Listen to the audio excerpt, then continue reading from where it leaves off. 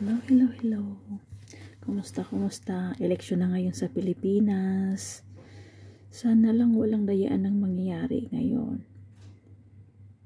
Kasi sure ako pag walang dayaan mananalo ang PDP laban. Pero pag dadayain, yun, matatalo talaga. Sana walang dayaan.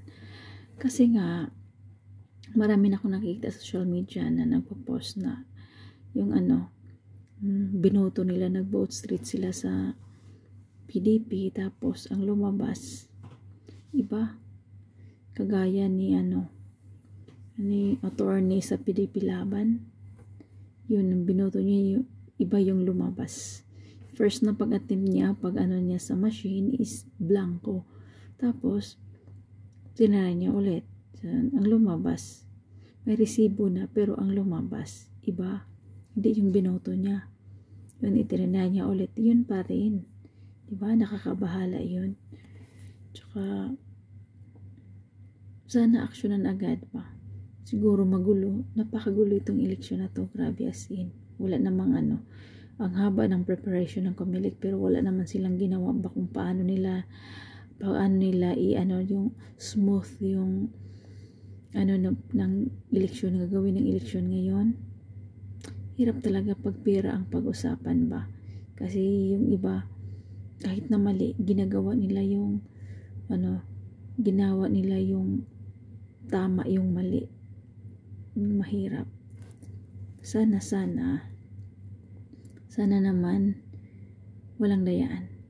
Walang mamadaya.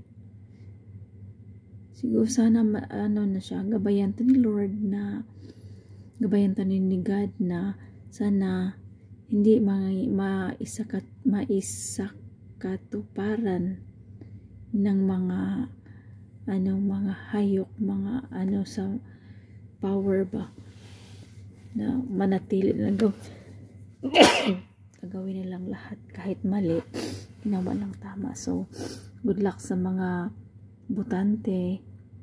Pray lang tayo, pray. I know nandyan si God. Nagkagulo na ngayon sa Mindanao. Grabe.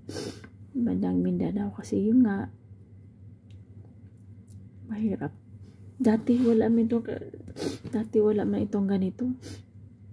Yung kay President Duterte, napakalinaw ng election. Pero ngayon, grabe, patayan doon, patayan dito.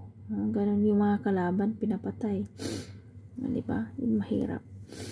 So, I pray talaga na manaig ang katotohanan. So, good luck. Bye. Thanks for watching.